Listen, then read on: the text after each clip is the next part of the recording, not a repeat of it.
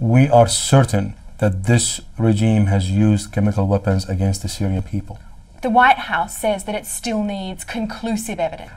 President Barack Obama, with all due respect for him, the price of the first child who died in Daraa is far more important than waiting for conclusive evidence of use of chemical weapons for him to do something. That was too much of a price for the Syrian people, and too much of a price to be placed on the conscience of America. This is a very dangerous job. You've made yourself a target of the Syrian regime. Are you frightened? I am not frightened, actually. I do recognize the risk of doing this job, but my dear, somebody has to do this.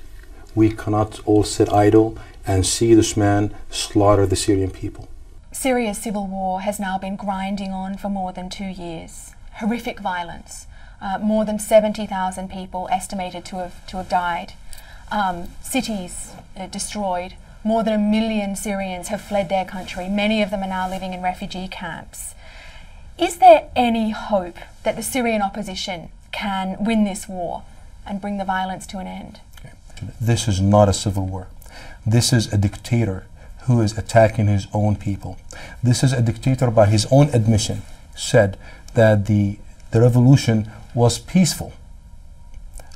To its 7th month, from the first day, this man, Bashar al-Assad, and his gang have faced this peaceful revolution with live bullets and live ammunition. He brought in tanks to stop these demonstrations. So when we describe it as a civil war, we describe as two parties fighting. This is the man who forced Syrian people to take in arms and defend themselves. This is the right of the Syrian people to defend themselves. But can you win? Of course we can win, but we need help.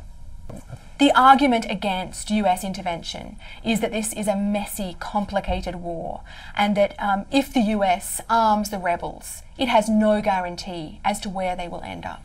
Look, first of all, when we ask for the United States and others to interfere and help us, we are not asking for boots on the ground. We are not asking for any US soldiers or any British soldiers or any foreign soldiers to come in and put their lives at risk. Give me some specifics. What do you want from the US government? What we need from the US is to surgical strikes of all the launching pads of the Scud missiles. These locations are known to the intelligence community. That's one. We need an establishment of a no-fly zone. We need safe passages to be established so we can deliver aid to the Syrian people more effectively and more regularly. There are several Islamist groups on the ground in Syria. One of them, the Al-Nusra Front, is linked to Al-Qaeda. It's very powerful in northern Syria, and it's designated by the US as a terrorist organization. What are you doing to counter Al-Nusra's influence? This ideology is foreign to Syria, is foreign to the Syrian people, and this government and the Syrian people rejects it and will do whatever it takes to prevent it spreading in the future.